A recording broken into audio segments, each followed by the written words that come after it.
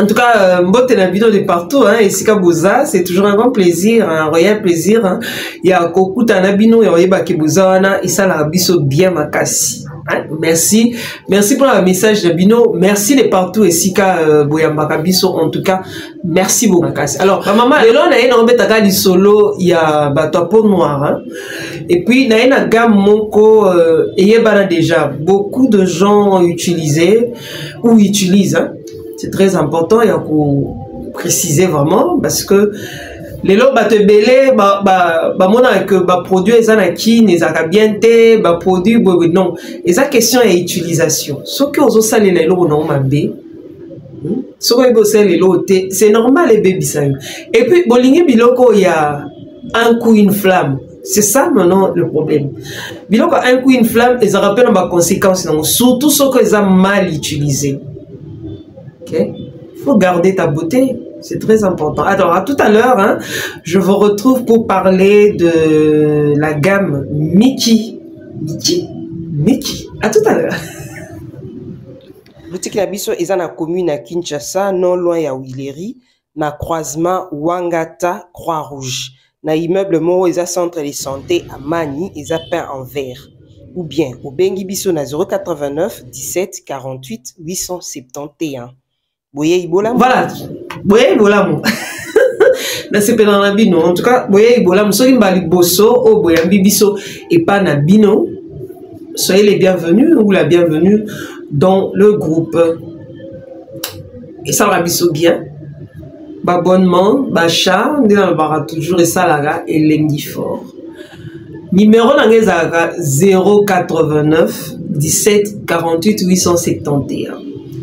Ce qu'on a en dehors à RDC, il faut qu'il y ait plus 243. Ou bien 00243. Le WhatsApp, c'est mieux. Sauf que maintenant, on a WhatsApp directement, on répondra parce que nous sommes en ligne à tout moment, sauf ceux qui n'ont bougé. Mais si je suis là, en tout cas, nous sommes en ligne. Le bas que nous avons ici, la connexion est ratée. Cette connexion est ratée, ou bien perturbation et réseau, ou bien ils ont mais on a un souci, en tout cas, au tiki message, dans WhatsApp, nous répondre. Ce qu'ils ont pour se renseigner, oui, je veux répondre. Mais ce qu'ils ont par rapport, il y a des produits, ou bien, et l'eau, comme on a besoin d'un éclaircissement, c'est payant. Les gens qui n'ont pas la gamme Mickey, surtout pour la peau noire. Peau noire. Oui. Bato bazar un souci, ane peau noire, mais alinia baki sa moi éclat. Alinia baki sa moi j'attends moro boye. Moi elo moro boye, moi peps moro boye ça là que peau nae ezala bien. Ezala musika et ça éclat. Ils ont dit que Atela a changé en commençant de mais a fait ça éclat. Ok? Bato va changer la couleur à peau ou a choix. Mais bato musu pe balingara ba garder teinte et ça fait choix. Ba musu pe balingara ba zala. Ou a pe choix. On va pas interdire cela. Alors, Mickey. Ba ingrédients ils ont déjà ébélé au basali laka gamme oyo. Alors ils ont produit à Dove cosmétique, Dover cosmétique. Non, le matin il y a des faux, il y a des vrais. Je ne suis pas dedans.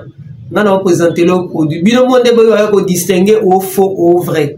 L'unique problème est que botanga ka moko ba date il y a inspiration. Parce que souvent ba produit belé est que date est inspiré déjà. Mais batbote que la bidon kak ok non ndako ezwe baby si non et ça là nga produit expira qui déjà botanga ka donc o sombi o tangi o tali donc avant tanga ba ingrédients et loka liboso tanga nanu date d'expiration non et place muso okuta ba saleli bino solde boke bana ba solde wana parce que mkono ngai bi déjà que ba produit na et si expiré nango. Mais comme on a besoin, Azaka a besoin, Azwambongo, à quitter la bino, non, bino, voter cracher, bino, vous savez, et ça, que somba qui est logo, ils ont déjà inspiré. Ou bien, et logo, et Koufanango, en 2023, ah, bah, voter que l'on kak. Et logo, ils ont décembre 2023, oh non, vous en avez, septembre, vous en avez, août, botang. Dans Bandi, on a savon.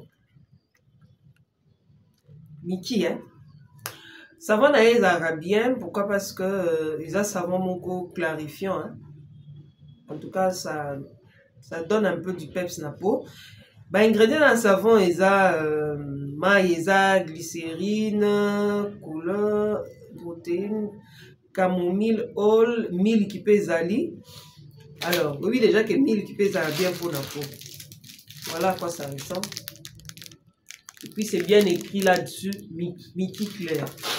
On a les bino ezali chocolat. Il y a les lemon nango pezali au basali na citron. Ezali. Ezape ka Miki. Mais on a nango lelo il y a chocolat. Il y a chocolat bon moni marque on dit ezali modèle ya kala o boye baki yana. Miki clair plus ba format ezaka ebele. Voilà. Oh eza crème nango. Ndena lo ba surtout pour na bateau ya peau sèche. Ezaka bien. Okay. Alors, ils ont acide stéraïque, ils ont glycérine, ils ont huile, ils ont vitamine E, ils ont vitamine C, ils ont jojoba, huile à jojoba, ils ont protection solaire. Voilà ce que je peux dire par rapport à ça. Oui, ils ont protection solaire, hein? Mais ils ont crème hydratante et éclaircissante. Au conseil l'amour pendant la journée. Et qu'on hydrater un autre le soir. Et qu'on éclaircir un autre le soir. Et ça, 2 dans 1. Donc, hydratante et éclaircissante. Soko lingi, au sein l'amour bien, utilise ça le soir. Par contre, soko lingi au gagner teinte, au bas qui sa teinte, au coco recourir soit na type nango yango, na crème nango boye, ou bien au saleli lotion, na huile. Comme peut au conseil la gamme nango. Et ça rappelle un sérum nango yamukie, hein, juste pour le visage.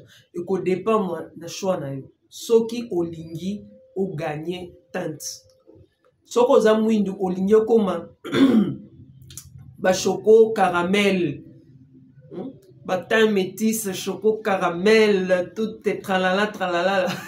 Voilà, OK. On kipe au salé là. Mon bateau balinga ba kisa moi éclairage ta.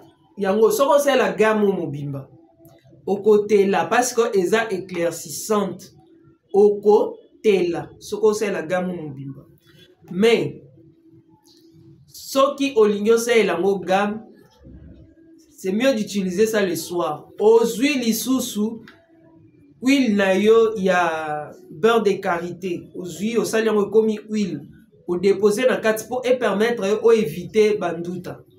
Aux huiles gélules, il y a vitamine E ou bien huile au bakisi. Les bateaux basés à 25 ans, tiwazo mata, bon. Ça va hein, avec votre peau, hein? Ça va.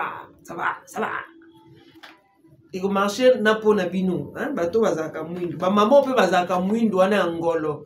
On y bakisa, en tout cas, gamme non yango. Mais ce qu'on sait les yango gamme, qu'on sait l'ango chaque jour.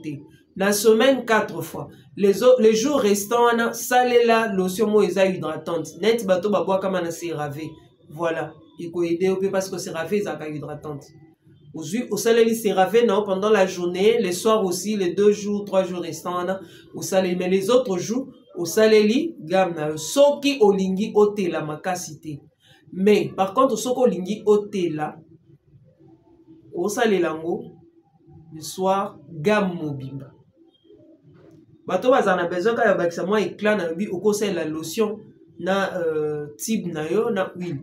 Bato pe balinga bango abakisa penate mais azana mwindu na eka ya bien usuki na ona sérum na yo rien que pour le visage na lotion na yo et dépend na yo. Bien nango ezara que eza pona nzoto na elongi à la fois. Donc ezate que et puis eza na ingrédient ya SPF na kati. SPF est éco-protégeant pendant la journée. Mais cela ne veut pas dire que opakolango pendant la journée. Biso tozana moi makasi. Même si ba komi que on sait la 2 fois le matin et le soir. Biso toza esika moi ya makasi. Ouais on le baona na pakola kiango et ça là kinga ba bouton et ça là nga boy. C'est normal. Réaction va tumususu la première dès qu'on pako pour la première fois. Au mona au cause de bouton.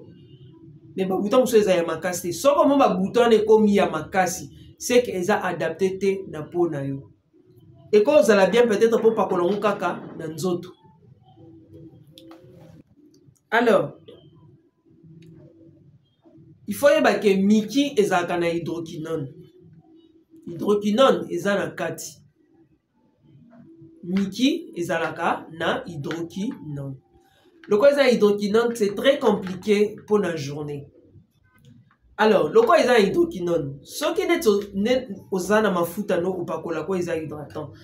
On appelle si exemple net ya Haïti. Ce qu'on a na gamme na yo, ozui net gamme na yo boui, olingyo salir. Ce qu'on sali mélange ya gamme na yo boui. Ok? Oye koza mafuta no oya Haïti sopa na kati. Et quoi doucir en mot. Eza hydroquinone, o eza hydroquinone, o eza sans hydroquinone. Ozui ango o mélanger na kati, o baloli. Ok?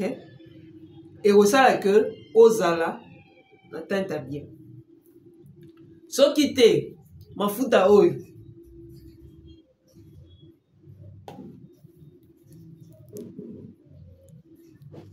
ozui palmesse na yo, o mélanger na yango, o baloli dans le bagame, so que za gamu mubimba.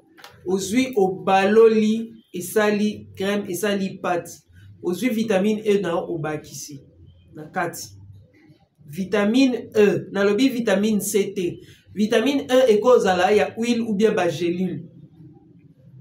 Okozwa te ko bakisi mulangi mate de lutu ya vitamine E ou bien ba bouchon ya vitamine E. Juste pour adoucir hydroquinone na efficacité ya eloko eza éclaircissant. Bato bazana ba on a besoin ba mbali pe bakosa lele, ça ne dérange pas. Bato bazana besoin o atela makasi ta sa sondeni. On a besoin teinte ou pas koli miki na o ya lotion le soir, palmesse na yo la journée, ou à beurre de cacao. Na habite que palmesse, bon moni palmesse on a la kisi non pour la journée. Pour expliquer bien de mafuta par rapport ba mafuta on a expliqué bien par rapport ba ingrédients dans la carte. Palmesse eza na beurre ya cacao. Donc ce qu'on mélange on a miki na okozwa teinte ya bien. Okozwa obakisi huile. OK? Miki na oche huile oche boy. Pour sali la journée, le soir. La journée, le soir. OK? Voilà. Et ça là yo teinte moko ya bien. Alors Nasukia, bobo sanate, ko s'abonner, ko partager, na ko liker. Et ça la raquette. En tout cas, Nasukia, tokutani prochainement.